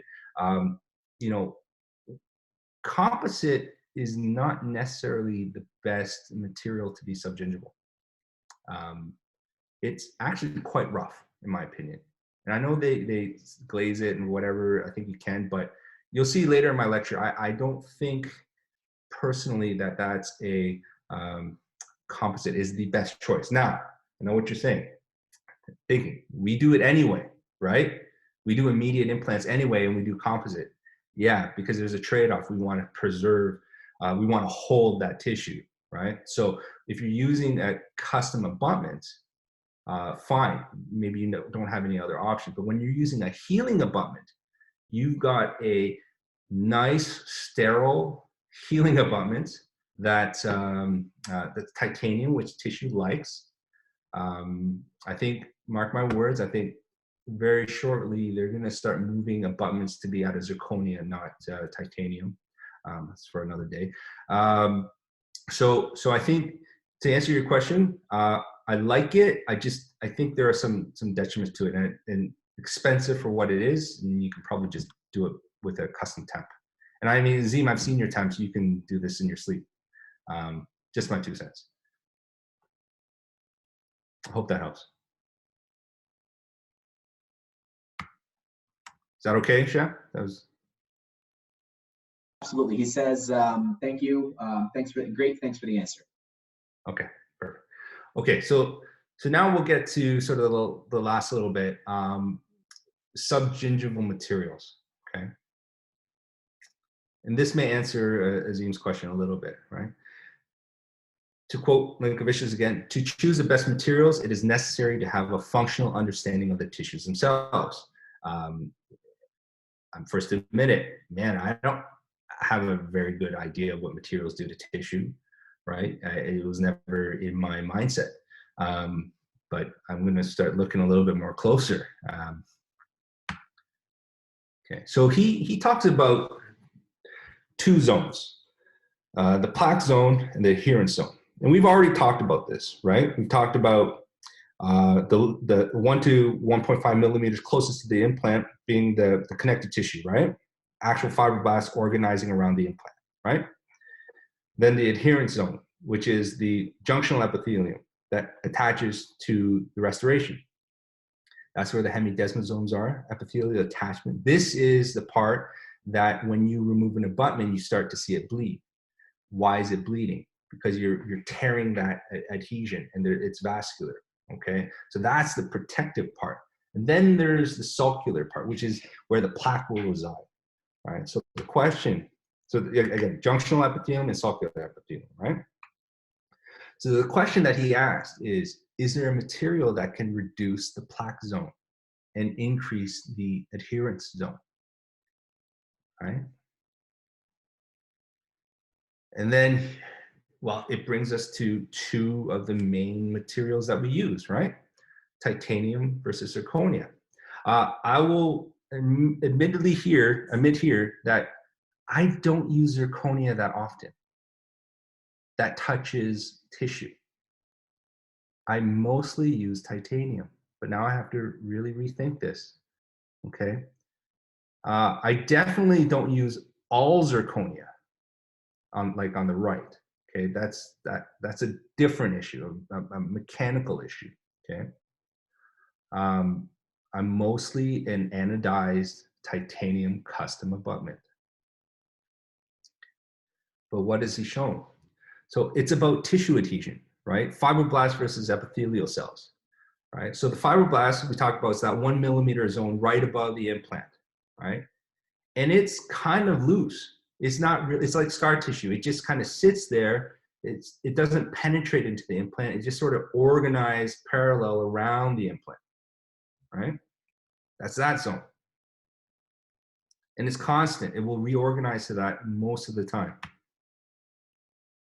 But more coronally to that, that's the sweet spot. That's the epithelial cells, right? That's the direct contact to the restoration, the first barrier.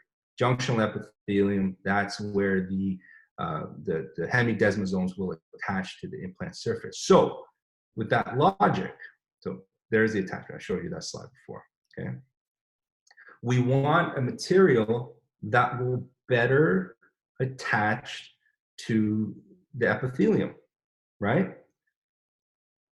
A lot of kind of implant companies talk about fibroblasts, attaching to fibroblasts, but the reality is not really the fibroblasts that they need to attach to. It's the hemidesmosomal attachment to the epithelium, right? And so they've done studies on this. And as I said earlier, there's so much research on surface texture that goes behind the scenes that we're not privy to. But they've done these studies, and what they found is that zirconia binds better to hemidesmosomes, right?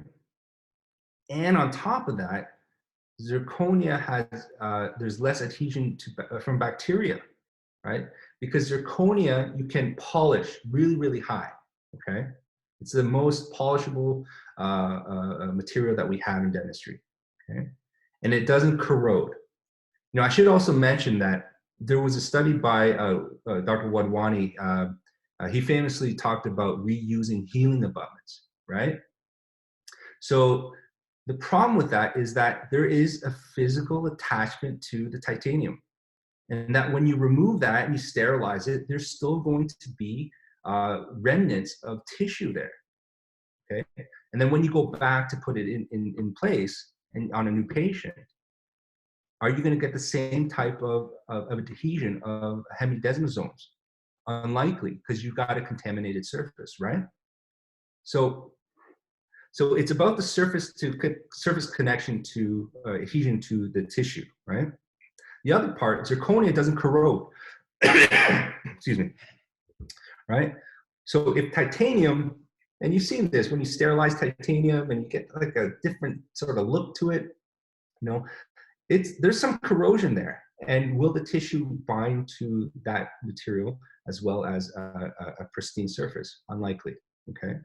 And there are studies that show that there's less inflammation around zirconia, okay? Steve, we have a question from Puneet while we're on this subject. She says, what is your opinion on molar emergence profile with peak abutments? With peak abutments. Okay, so I've done a few with peak. There is some data that suggests that peak does work favorably with fibroblasts. Okay, so but it's still emerging research. I don't think they've concluded that. I know Nobel cells like these sort of molar shaped healing abutments. They work nice, but I think it has to do with the surface texture. They can probably make it pretty clean, right? Pretty smooth. So, excuse me. Not Corona. Okay. Did that answer your question?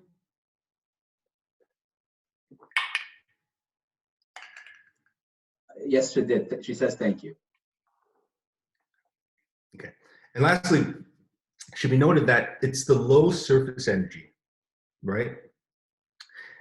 So bacteria doesn't want to adhere to it. So there seems to be this sort of really benefit to using zirconia in the soft tissue interface.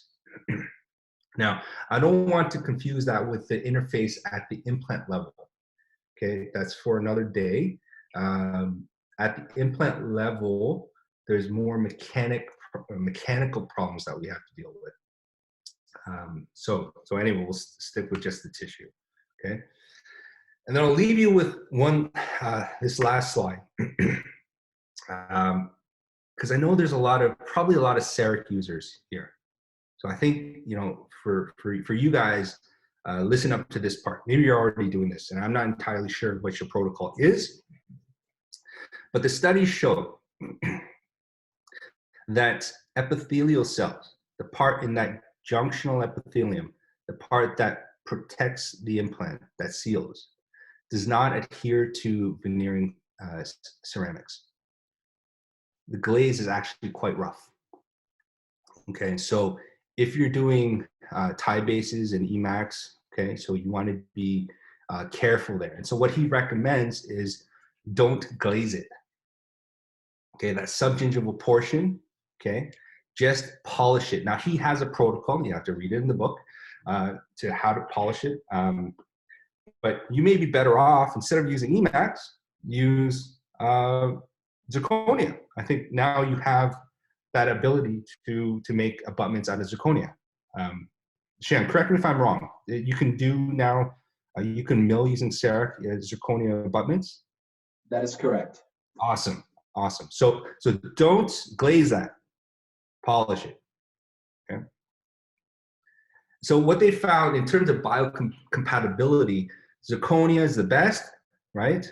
Unglazed, high polish, and then he has a very specific protocol. Titanium still works, so I'm not suggesting, you know, throw that out. It's just not quite as good in its tissue response. And you know, a lot of the people who are selling zirconia implants, right? They will prey on that part, right? But there are other issues with zirconia implants that they don't talk about. So just be careful there. It's not the same thing, right? And then EMAX or lithium disilicate, and then veneering cements, no attachment. So if there's no attachment to the veneering cement, right, what's going to happen? It's going to want to reorganize to make an attachment, and then you're going to get crestal bone loss, right? So I'll leave you with one last quote from him. Is no one factor is the most important to ensure crestal bone stability. It is the combination and interaction of factors that determine the outcome. Okay, I think I said that at the beginning. And then lastly, it is only through accepting this multifactorial reality that clinicians can change their thinking and begin on the path to zero bone loss. Okay, Thomas Linkevicius. Everyone buys the book. Thank you very much. Appreciate your attention. Be safe and healthy. I wish you guys all the best. I know it's a bit of a tough time for everybody. So, you know, I'm happy that we got the chance to connect, and wish you guys and your family all the best. Thank you. Thank you so much, Steve. We're going to go ahead and leave a couple of minutes open for any type of questions and answers. Now, Steve, Visant asks, could you glaze then polish off? Yeah, I suppose you could. You just don't want to leave any remnant of that glaze. Mm-hmm. Right? Yeah. Okay, cool. Any other questions?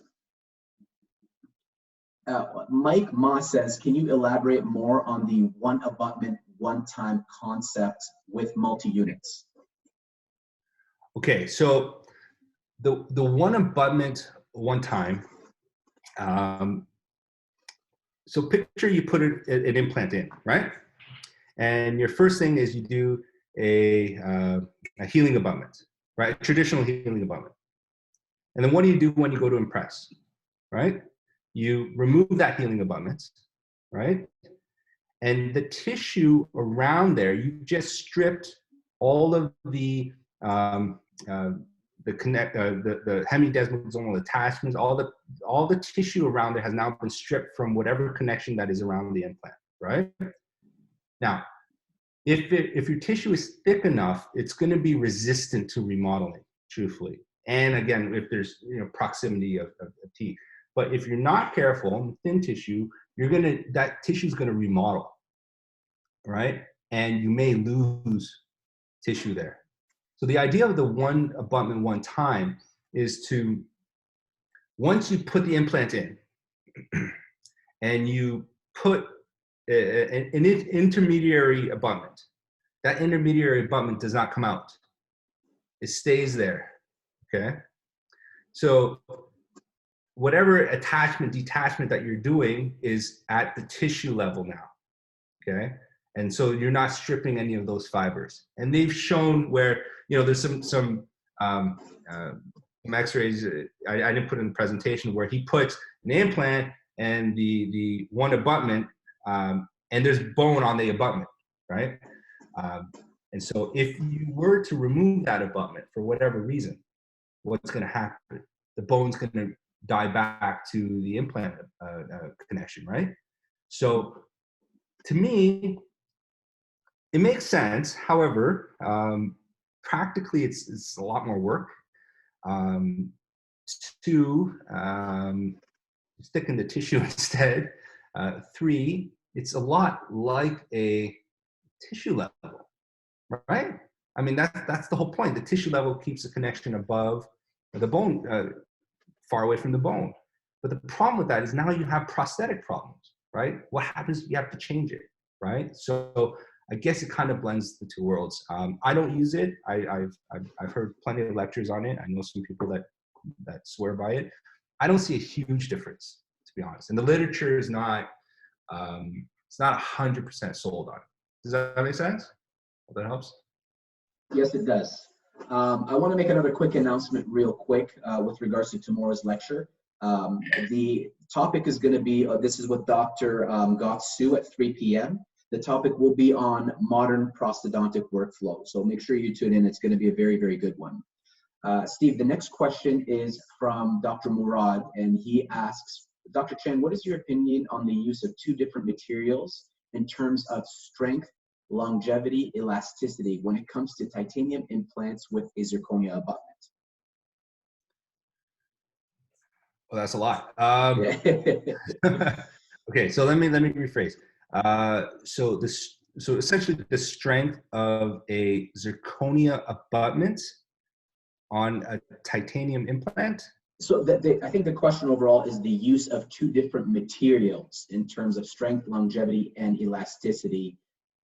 So I think, for example, when it comes to a titanium implant with a zirconia abutment.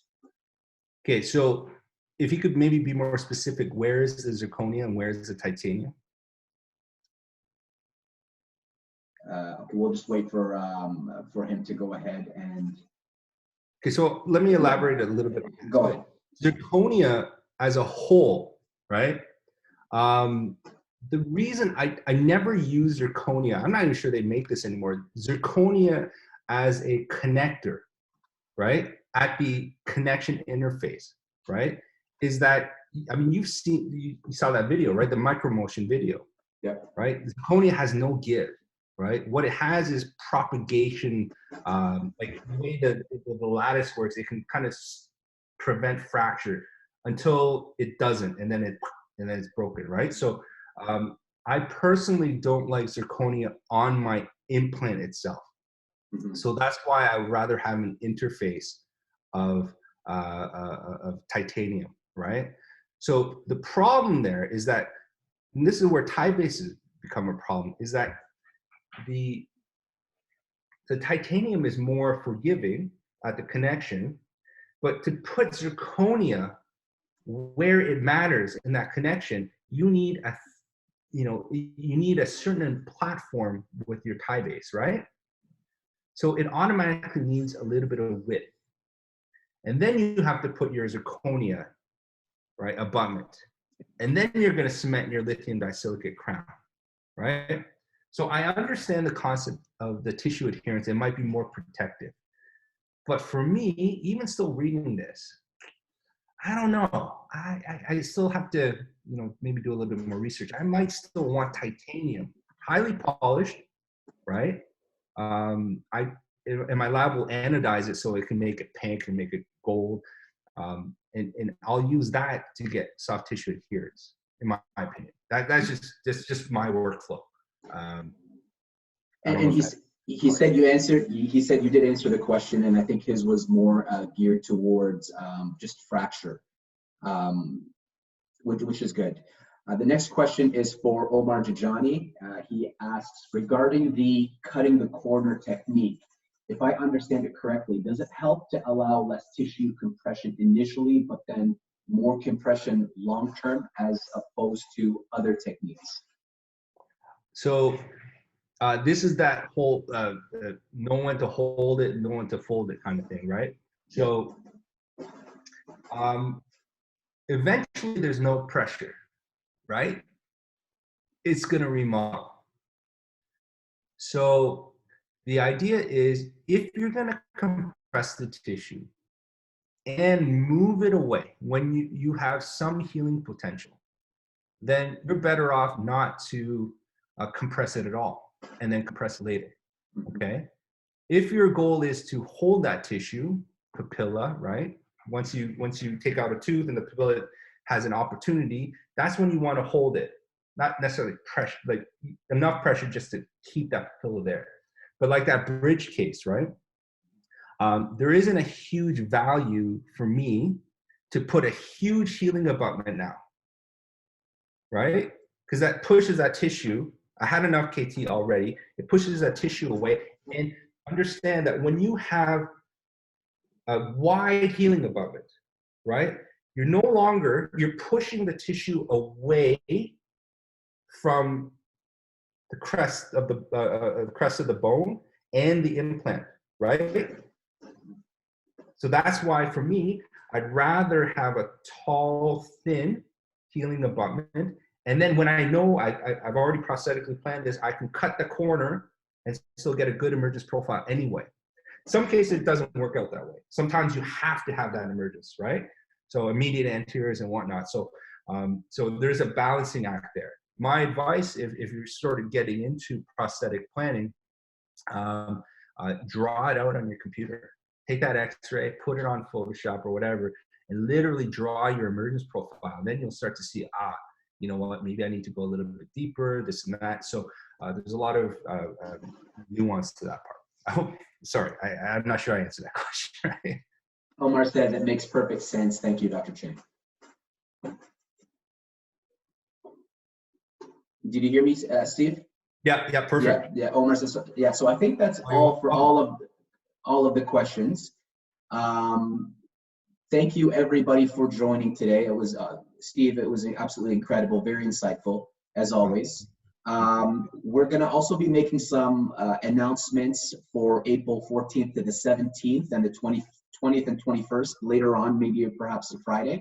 We have another star-studded lineup for that we have lined up for you guys in about 2 weeks. So stay tuned for those announcements. All of the speakers have more or less confirmed the dates, but we're just gonna hold off until Friday to make those announcements. Once again, thanks everybody. Thank you so much for taking time out of your not so busy schedules, but you know, for joining us today. And I hope you found today's lecture very insightful by Dr. Chang. I sure did. Thank you guys so much. Thank you, everyone.